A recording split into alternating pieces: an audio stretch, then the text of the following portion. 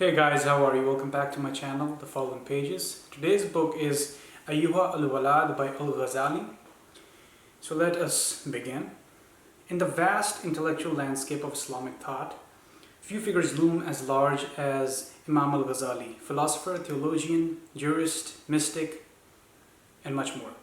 Ghazali lived during the 11th and 12th centuries and produced works that reshaped the trajectory of Islamic intellectual history. Unlike Ghazali's larger works, this text is not a treatise or systematic argument, the book. It is a personal response to a student who had studied extensively under him and eventually asked a question that lies at the heart of every intellectual tradition. So what knowledge truly benefits a human being? That was basically the question of the student. So the name of the book, Ayyuha means O son, O student. So the question is, what knowledge truly benefits a human being? The student had spent years studying theology and philosophy and all the teachings of Al-Ghazali, yet he sensed that something essential might still be missing. Ghazali's reply is not a lecture on abstract theory. Instead, it is a spiritual diagnosis of a human condition. The letter becomes a critique of a particular danger, the accumulation of knowledge without transformation of the soul. So this book is basically a letter to his student that Al-Ghazali is basically replying to his student. So let us talk about the structure of the book. So the structure of this book is pretty simple. It unfolds as a didactic epistle, combining ethical counsel with spiritual warnings. So the student question, let's start with the student's question first. The book begins with the student's request after years of study. He asks Ghazali to summarize the essence of beneficial knowledge. This question immediately frames the book around a fundamental distinction. There is knowledge that saves, and there is knowledge that merely occupies the intellect. So the Ghazali's warning in the book is, Ghazali opens his reply with a striking observation. A person may spend decades studying religious sciences yet remain spiritually unchanged. He writes that learning alone does not guarantee salvation. A person might possess vast libraries of knowledge and still face ruin if that knowledge never shapes their actions. So in order to attain wisdom, you need the knowledge that you're attaining.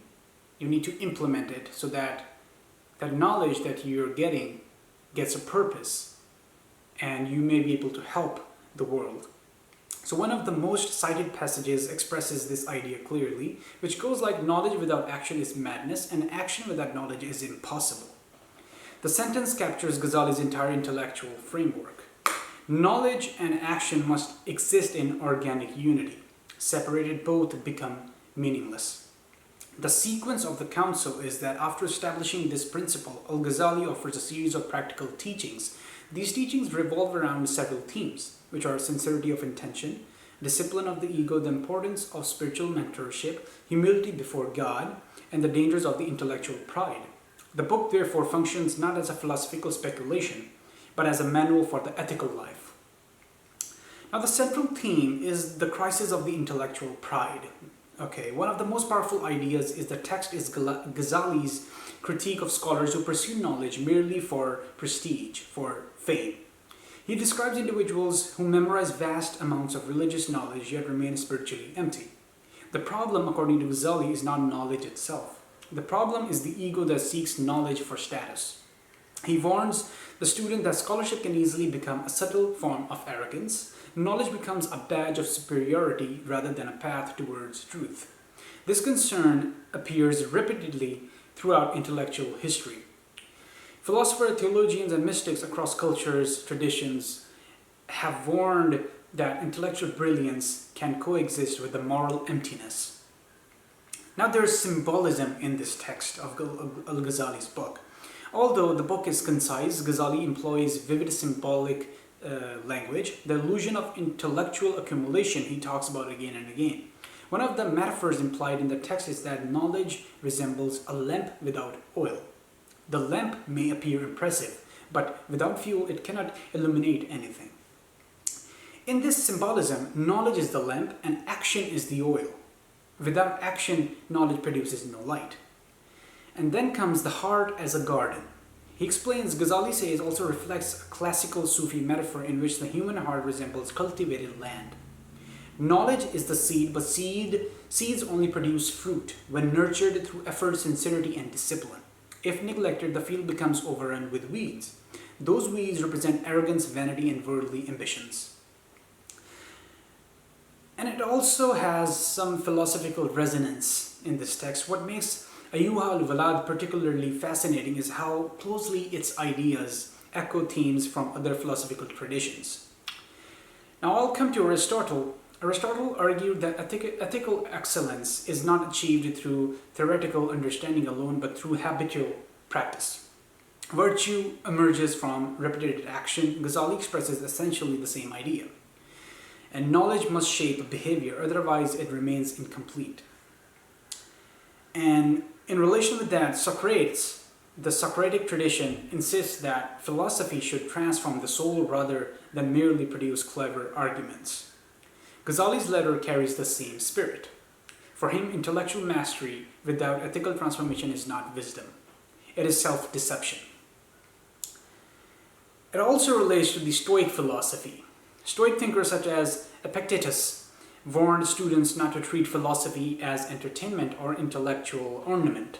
Philosophy was meant to be a discipline of the soul. Ghazali's teachings align closely with this vision. Both traditions see philosophy as a form of moral training.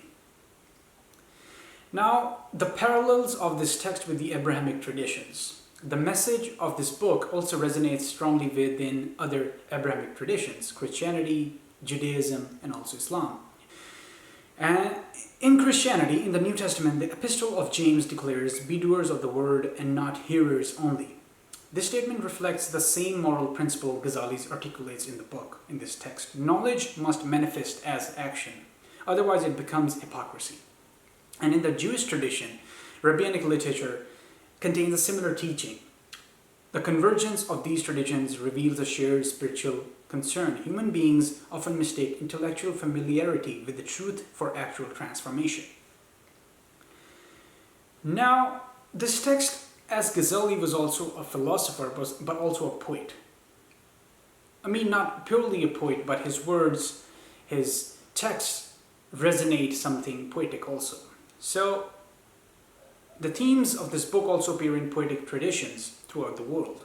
Persian Sufi poetry, for example. Persian mystics frequently criticize scholars who pursued knowledge for reputation. Rumi famously contrasts bookish knowledge with direct spiritual awakening. The spirit of Ghazali's letter lives within this poetic tradition. Eastern wisdom, Confucius, expressed a similar insight when he warned that learning without reflection leads to confusion. Reflection without learning leads to danger. Once again, the same pattern appears again and again. Knowledge must be integrated into lived experiences on a daily basis so that it becomes a pattern of your life. The psychological insight of this text that I've understood is that perhaps the most remarkable feature of this book is its psychological clarity. Ghazali recognizes a paradox within human nature. The pursuit of knowledge, which should lead toward humility, often produces the opposite effect. It creates subtle forms of pride inside a human soul. The scholar begins to admire his own intellect. He measures himself against others. The very act that should lead him toward truth becomes a barrier to it. This insight makes the book profoundly relevant even today. Modern societies possess unprecedented access to information, yet the moral question Ghazali raises remains unresolved. Does knowledge actually makes us better? Or does it simply makes us sophisticated? Now let's come to the final reflection of this book, this text. Ayyuha al-Walad is a small book with an enormous intellectual horizon. In only a few pages, Ghazali delivers a message that challenges scholars, students, and seekers alike. The book forces us to confront a difficult truth. Information is abundant. Wisdom is rare. The difference between the two lies not in what we know, but in what we become because of what we know. Ghazali's letter therefore remains timeless. It reminds every generation that knowledge is not an end in itself. It is a test of character throughout your life till the day you die. So I guess this is it, guys. See you in the next video.